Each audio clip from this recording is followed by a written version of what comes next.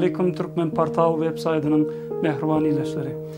Biziň bir eserin tarihinden atly rubrikamyzyň bu edek sanına Türkmenistanyň suratkeşler birleşiginiň agdaty, erkin suratkeş Rahman Umarowyň döredüzlük ustahanasynda mehmançylykda. Suratkeş Rahman Umarow biziň size ýetirjek şu edekki işimiziň tarihi mazmuny Zenan mertebesi diýip adlandyrylýar. Bu ýerde Zenanyň ömür ýolunaky mertebesi, onuň geçen ömür ýolunaky wakalar hakyndaky gysgaçyk tarihimiz hem mazmuny siziň dikkatinize ýetirýär.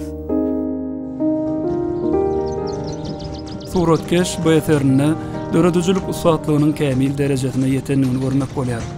Onu Zenan maşgalasynyň ömür ýolunyň ahwalyny dogrusul beýan edýär.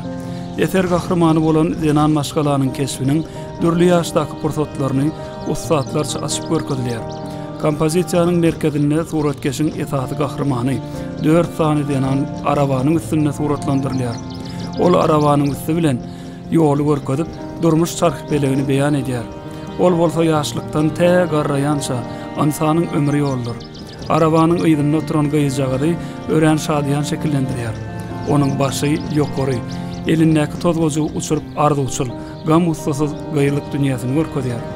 Asmannaky garlawaşlar elem boşar, bahar patlanyň simwolu bolup, ol ýaşlygyň bahardyr. Gyýjagadyň ýygynyna oturan gelini bolsa oýlanyp oturan, durmuşa ýaňy adam masan Zenan keşfidir. Onuň içki oý pikirlerini ýüzünden duýmak bolýar.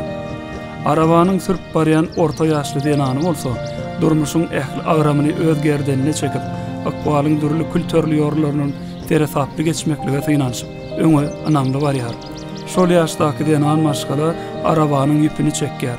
Oňa ýanaşyp oturan bu goja dünýäniň ähli azaplaryny, şatlygyny gören ak taşly enäni bolsa, rahat ýagdaýda beýan edýär. Ol eýem dünýä ýaly paýkatly adam bolmak bilen durmuşyň agyny hem garasyny görenene.